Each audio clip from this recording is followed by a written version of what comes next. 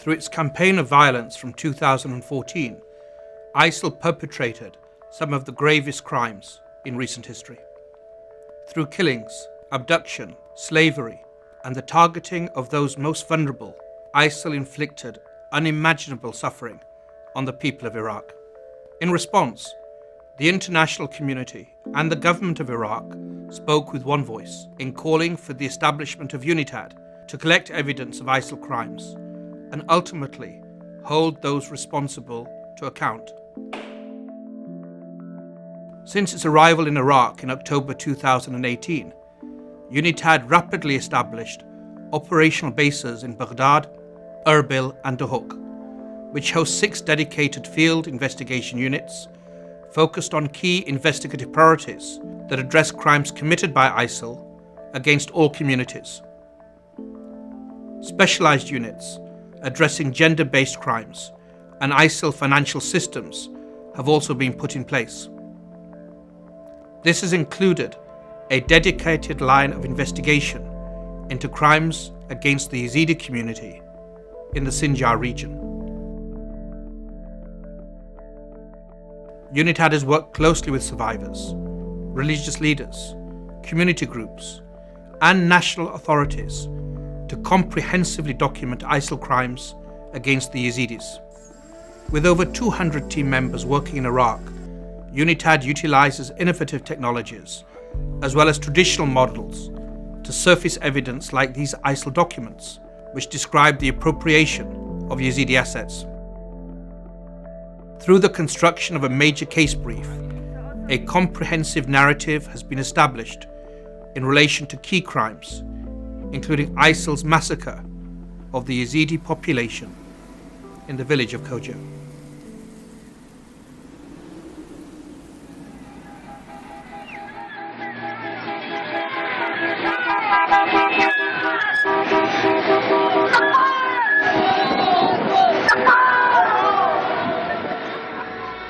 On June the 10th, ISIL took control of the city of Mosul, and in the days and weeks following, moved through Tal Afar and ultimately consolidated its position in the area surrounding the town of Sinjar, located at the base of the Sinjar Mountains.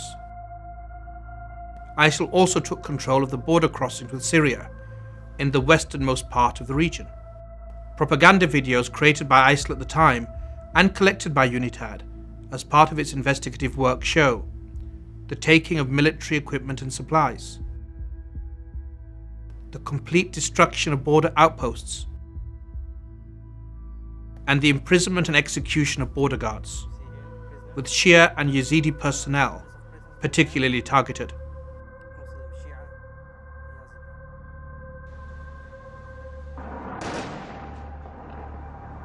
As ISIL occupied the Sinjar region, they targeted and they destroyed a range of cultural sites important to the heritage of Yazidi, Shia, and other religious communities.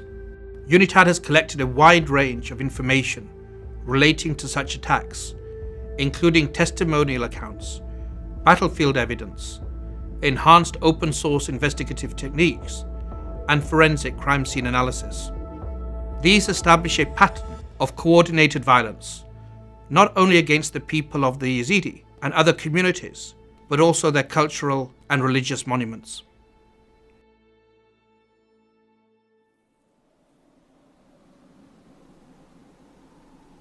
In the night of August the 3rd, ISIL launched coordinated attacks on the outlying villages of the region. The first attack came from the south and was launched against Girzerik. This was followed by Sibah Sheikh Khida, then Tal Azir, from which ISIL headed towards Sinjar town. That morning, in Khoja, a number of Yazidi families attempted an escape. While a few families made it to the top of Sinjar mountain, others were captured in the towns of Sinjar, Solar, and Keni. Some were killed, some were taken into captivity, and some were returned to Khoja by ISIL. By the afternoon of August the 3rd, the entire Sinjar region was under the control of ISIL, including Khoja, neighboring village Al-Hatamiyah, and the town of Sinjar, where ISIL fighters destroyed the historic Sayyida Zainab a 1,000-year-old Shia shrine overlooking the city.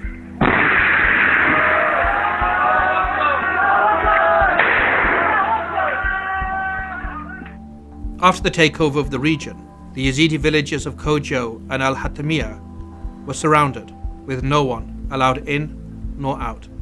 As recounted to UNITAD repeatedly, through witness testimony collected, ISIL demanded that the Yazidis convert from their faith.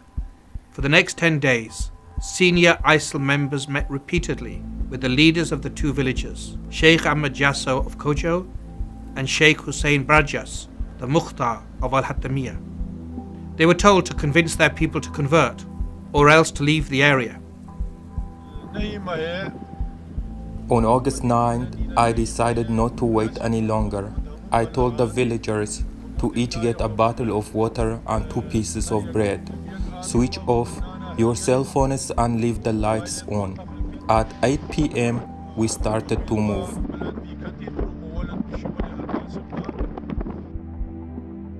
Rather than remaining at the mercy of ISIL, Sheikh Barjas led nearly the entire village of Al-Hatamiyah, split into 2 groups, on an escape to Sinjar mountain. Testimony and cell data collected by UNITAD investigators allows us to precisely reconstruct the routes taken by the villagers. To the Yazidis, Sinjar mountain is a sacred place, and in those days of early August 2014, people from around the region attempted to get to the mountains on foot in the hopes of reaching safer ground.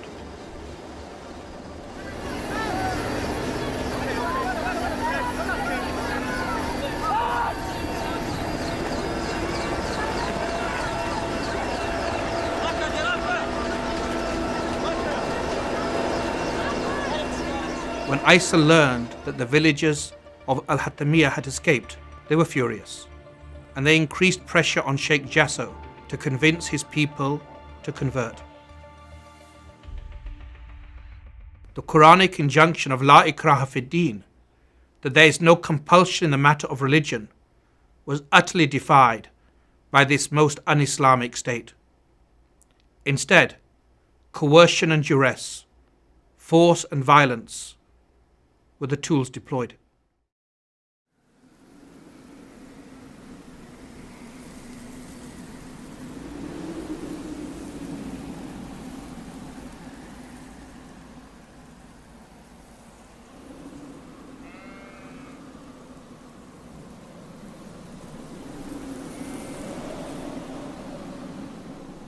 On the morning of August the 15th, following the continued refusal of the Yazidis to convert, ISIL fighters descended.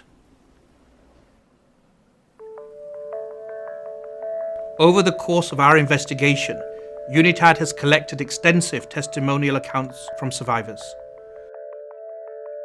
Our forensics team has used a range of technologies to document the environment of Kojo village. Here, you see locations of laser scan capture points that were ultimately converted into a high-resolution 3D model. And through the collection of call data records, we can track the call activity in and out of the village. By synthesizing these assets, UNITAD has pieced together the tragic events of August the 15th, beginning at Kojo School, where ISIL had demanded that all the villagers should report. When I got to the school, it was already almost full, because most people lived closer than I did. The school was crowded, with hundreds of frightened villagers. This hallway was full of people. Some Daesh members came to us and told us to hand over all our belongings, our gold, money, and phones. According to call data records obtained by UNITAD, phone activity essentially ends as ISIL confiscates the villagers' means of communication. By later filtering out the phone numbers of survivors and victims, the team has been able to identify call activity of suspected perpetrators. Once in the school, ISIL separated the men from the women.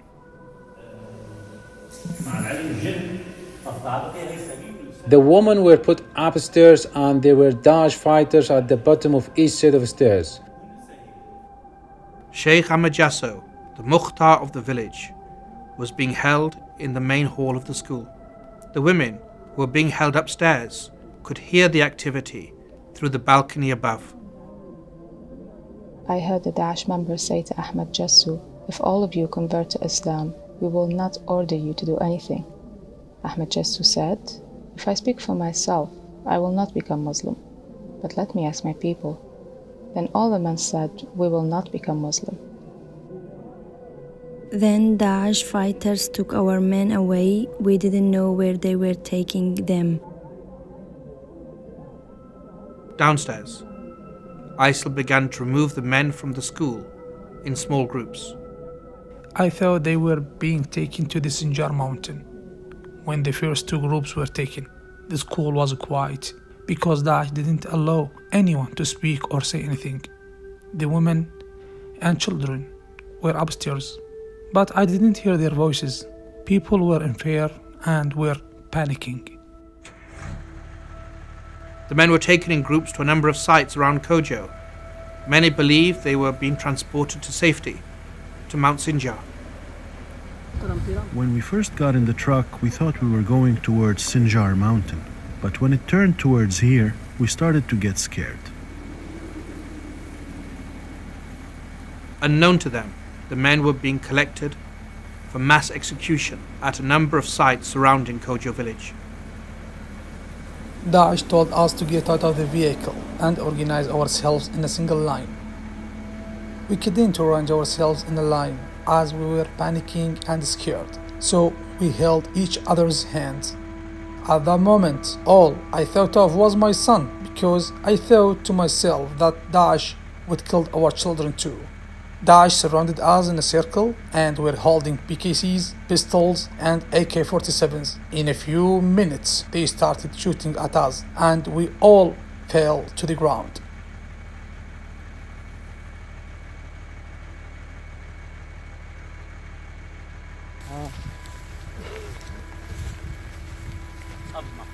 There's the grave. They were shooting from behind until we were all collected there. They lined up and they told us to crouch down like this.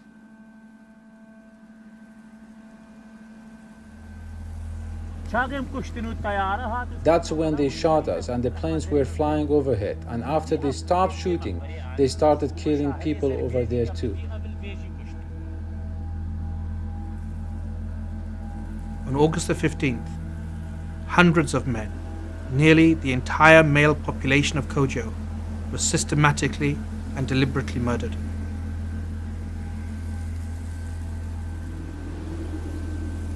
There are 17 mass grave sites in and around Kojo. UNITAD has worked with local authorities and the Yazidi community to identify and excavate all of them.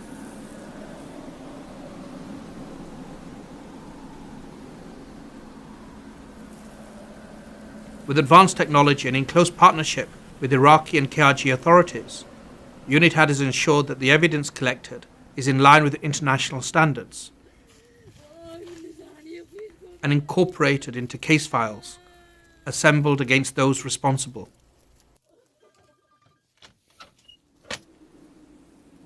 Back at Kojo School on August the 15th, Sheikh Ahmed Jasso was the sole remaining adult male.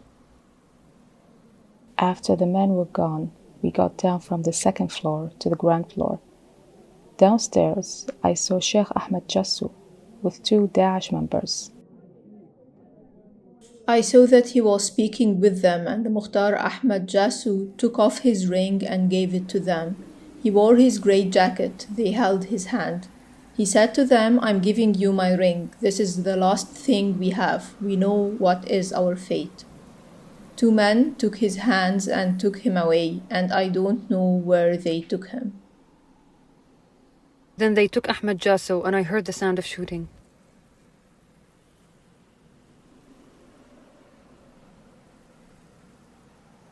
For the women and children of Kojo, the horrors of August the 15th were merely the beginning.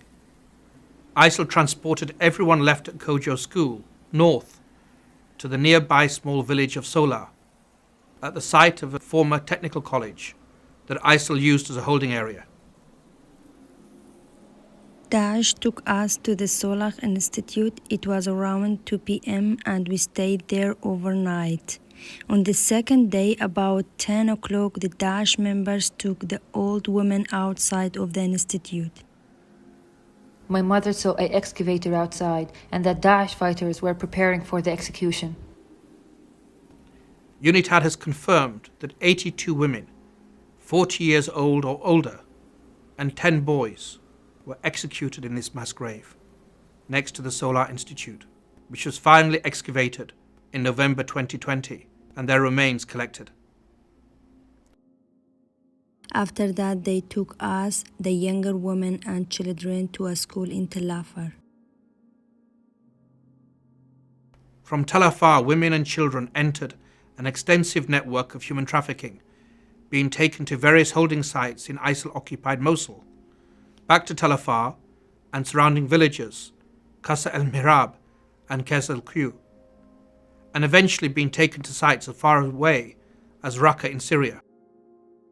I could hear the boys upstairs crying for their mothers. The group of women was in a hall. Each emir came and bought 9 to 10 women.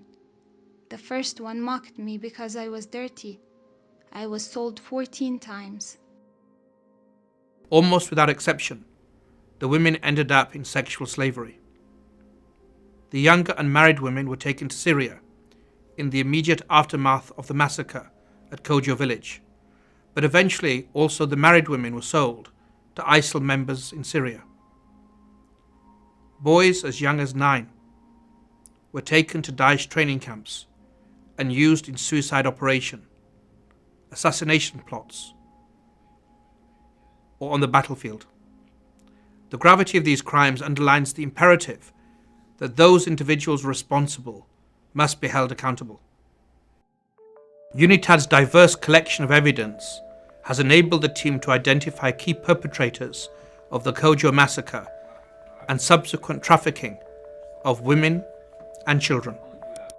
An ISIL payroll roster extracted from battlefield evidence revealed detailed information such as full names and monthly salaries for a number of suspects.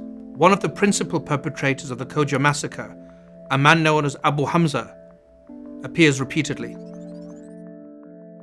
Based on the synthesis of all material collected, UNITAD's independent evidence-based investigations has now concluded that there is clear and convincing evidence that the crimes committed by ISIL against the Yazidi community constitutes the crime of genocide. Now, it is our collective responsibility to ensure that the evidence collected is put before national courts to prosecute those most responsible. As part of this effort, the team partnered Situ Research to develop a digital evidence presentation platform which will be made available to national authorities.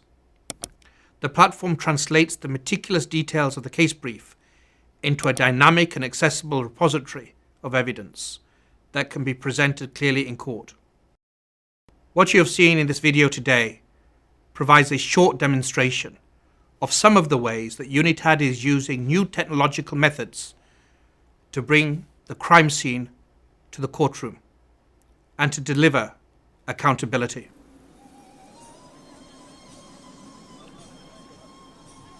Through close cooperation with the families of victims, Iraqi authorities and NGOs, UNITAD has also recently supported the identification and return of remains of some of those killed in Kojo on the 15th of August 2014.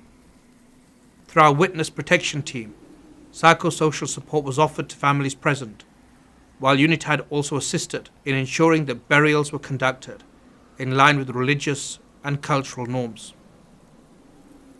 This represented a profound moment of reflection for the Yazidi community and a small step towards justice for the victims and the survivors of the Kojo massacre. UNITAD is continuing its work with Iraqi authorities in order to identify remains and support their return to their families for proper and dignified burial. The massacres and subsequent enslavement of the Yazidi population of Kojo represents one of the many egregious and brutal examples of violence inflicted by ISIL on the Iraqi people.